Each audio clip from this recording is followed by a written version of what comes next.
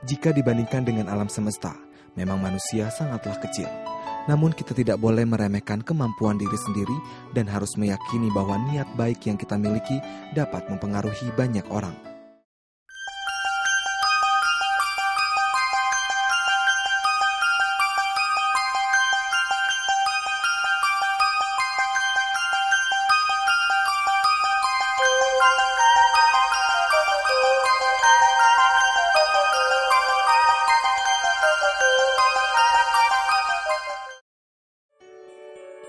Sejak bulan Agustus 2013, RSKB Cinta Kasih Seci Cengkareng sudah sibuk mempersiapkan ruangan baru.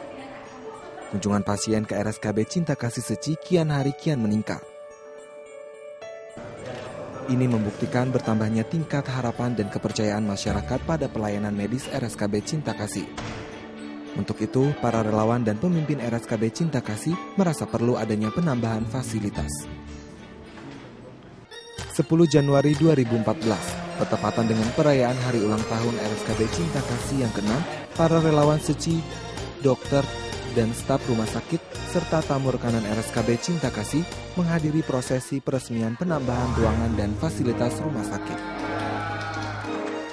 Perayaan hari jadi RSKB dan peresmian ruangan baru menjadi momen untuk memperteguh kembali tekad para relawan dan staf rumah sakit agar dapat menjalankan misi Seci di tengah masyarakat. Nama Seci itu adalah ibarat dengan orang baik. Jadi mereka yang datang ke sini merasa bahwa mereka bertemu dengan orang baik. Nah, ini sebenarnya juga kesempatan banyak bagi kita untuk betul-betul menjadi orang yang baik, dan melalui para pasien tadi ya, keterampilan daripada karyawan menjadi meningkat. Makanya kan Master bilang pasien adalah guru kita. Nah, di sini saya pikir sejalan gitu loh. Sesuai dengan misi Seci, segenap unsur RSKB Cinta Kasih berusaha memberikan yang terbaik untuk menyelamatkan jiwa manusia dan menghargai kehidupan. Pemberkahan akhir tahun merupakan salah satu wujud rasa syukur yang ditunjukkan oleh insan Seci. Dengan tema mawas diri dan berhati tulus demi menghimpun berkah, giat membina ajaran kebijaksanaan untuk mensucikan hati manusia. Acara ini dilakukan di Aula Cingse, Indonesia pada 12 Januari 2014. Sebanyak 1.488 peserta yang terdiri dari seluruh relawan Seci, Tima, guru-guru sekolah Cinta Kasih, Seci School, karyawan Dai TV, karyawan Yayasan Buddha Seci Indonesia, dan karyawan RSKB dengan antusias para peserta mengikuti kegiatan ini. Yang mampu untuk membantu yang tidak mampu. Bisa kalau di seluruh masyarakat bisa terjalin cinta kasih yang demikian itu, tempat itulah yang akan aman tentram. Dan sekarang sudah begitu banyak bencana di dunia ini, mudah-mudahan dengan aktivitas kita ini bisa mengurangi bencana-bencana itu. Pemberian angpau berkah kepada peserta yang berasal dari royalti hasil penjualan buku-buku yang ditulis oleh Master Cengnya merupakan kekayaan kebijaksanaan yang dibagi-bagikan ke semua orang sebagai doa yang diberikan. Saya percaya Sangden karena saya melihat dia mewujudkan cinta kasih yang tulus dan tidak ada perhatian untuk kepentingan dirinya sendiri ya. Ya itu beliau selfless ya. Jadi saya percaya. Berbagai rangkaian acara telah tersusun dan terlaksana dengan baik. Doa bersama yang dilakukan oleh relawan Seci dan para peserta dengan hikmat menutup acara pemberkahan akhir tahun. Hati manusia tersucikan, masyarakat aman dan tentram, dan dunia terbebas dari bencana. Untuk Seci ke depannya, saya harap lebih banyak lagi orang bergabung dengan Seci, dan kita bukan saja bekerja Seci, tapi saya harapkan kita mendalami Dharma, barulah hidup kita ini balance. Kegiatan pemberkahan akhir tahun ini juga dilakukan di berbagai kantor penghubung Seci di Indonesia. Jumat 17 Januari 2014, hal yang tak biasa terlihat di Markas Komando Resimen 052, Wijaya Krama atau Korem 052 WKR di Lipo Karawaci, Tangerang. Biasanya para anggota berlatih militer dengan suara lantang dan tegang. Namun hari ini terlihat beberapa anggota membawa kantong yang berisikan barang daur ulang. Kami Korem ini terima kasih kepada Buddha Seci yang sudah waktu tempoh hari kita berkunjung ke sana, dan ini saya kira kita sudah terlambat sebenarnya itu. Buddha Seci sudah lama untuk memanfaatkan sampah ini. Berawal dari kunjungan Korem 052 beserta jajarannya ke Aula Cingse pada 27 November 2013 lalu, mereka terinspirasi dengan kegiatan pengumpulan barang daur ulang yang dilakukan oleh para relawan Seci.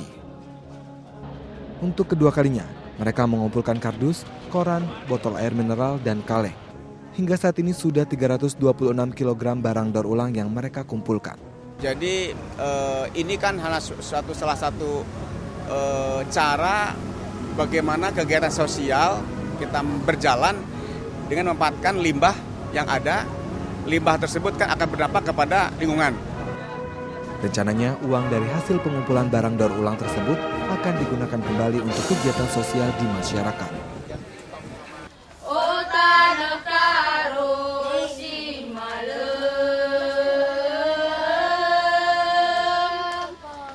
Inilah nyanyian Otano Karo Simale, sebuah lagu daerah dari Tanah Karo yang dinyanyikan para pengungsi di posko-posko pengungsian letusan Gunung Sinambung di Tanah Karo demi menghibur diri. Hingga saat ini, jumlah pengungsi sudah lebih dari 29.000 jiwa yang tersebar pada 42 posko pengungsian. Lamanya tinggal di pengungsian ini berdampak pada banyak hal seperti kesehatan, ekonomi, bahkan psikis dari para pengungsi. Jelas berpengaruh karena justru mereka mau cepat berakhir erupsi ini. Tapi itulah, siapa yang bisa memberikan jaminan sampai kapan, itu yang memburuk secara psikis. Mereka kan terus menunggu tanpa kepastian kapan bisa pulang. Dari sejumlah pengungsi itu, terdapat kelompok rentan yang terdiri dari 1.500-an lansia, 200-an ibu hamil, dan 900-an bayi. Peningkatan jumlah pengungsi ini menyebabkan peningkatan kebutuhan mereka pula. Untuk itu pada tanggal 21 Januari 2014, para relawan Seci melakukan bakti sosial kepada para pengungsi. Letusan Gunung Sinabung yang berkepanjangan telah membuat masyarakat menderita, kehilangan penghasilan mereka, kelaparan, dan kekurangan air bersih. Dan hingga saat ini para relawan Seci juga berencana untuk membangun MCK. Banjir bandang melanda Manado, Sulawesi Utara pada 15 Januari 2014. Bencana ini telah menimbulkan penderitaan bagi masyarakat Manado dan juga menumbuhkan rasa empati dan kepedulian dari berbagai pihak. Sebagai bodhisatwa dunia, insan Seci terjun langsung dan berada di tengah masyarakat Manado. 3 hari pasca bencana, menggunakan Hercules berjumlah 26 orang relawan, membawa cinta kasih dan berbagai macam barang keperluan para korban yang langsung dibawa dari Jakarta sebanyak 55 ton. Bantuan bagi para korban pun terus berdatangan dari berbagai kelompok masyarakat. Namun cukup disayangkan, bantuan tersebut tidak tersebar dengan merata. Masih banyak wilayah yang jauh dari perkotaan tak terjangkau. Bahkan fasilitas kesehatan pun tidak ada. Hal inilah yang melatar belakangi relawan Yayasan Buddha Seci untuk mendirikan posko kesehatan di wilayah tersebut. Tempat ini termasuk Kecamatan Singkil ya, di Kota Manado. Dan ini kita di Desa Karare.